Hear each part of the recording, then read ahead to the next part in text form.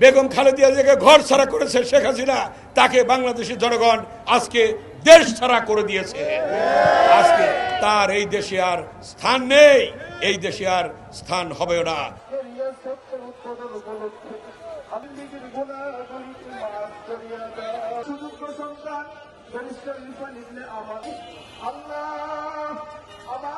দীর্ঘ 17টি বছর জগদ্দল পাথরের মতো চেপে বসা একটি স্বৈরশাসক ফ্যাসিস্ট বিনা ভোটে প্রধানমন্ত্রী হয়েছে, বিনা ভোটে এমপি হয়েছে, বিনা ভোটের এমপিরা মন্ত্রী হয়েছে, তারা দেশ শাসন করেছে, মানুষ ভোট দিতে পারেনি। তাই গণতন্ত্র ফিরে আসতে হলে নির্বাচনের বিকল্প নেই। সেই দীর্ঘ 17 বছরের আন্দোলনের পরিসমাপ্তি ঘটে জুলাই আগস্টের 5ই আগস্ট। এবং কিভাবে হলো সেটা আপনারা জানেন।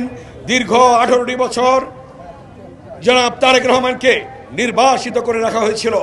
18 বছরে তিনি সেই লন্ডনে বসে আন্দোলনের নেতৃত্ব দিয়েছেন, পরামর্শ দিয়েছেন।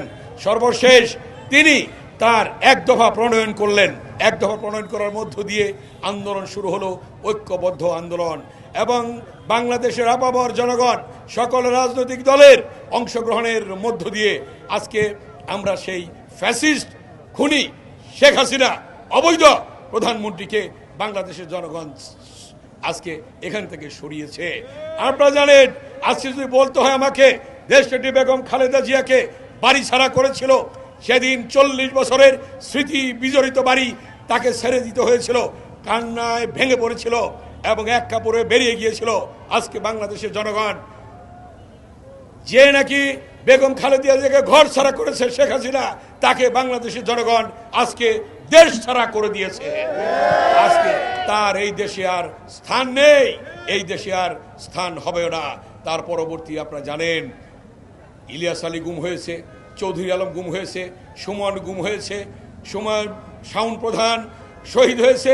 এমনিভাবে হাজার হাজার ছাত্র জনতার আবু সাইদ, ওয়াসিম এবং আমাদের শহীদ রিয়াজ সহ যারা শহীদ হয়েছে, তাদের রক্তের বিনিময়ে আমরা পেয়েছি নতুন বাংলাদেশ।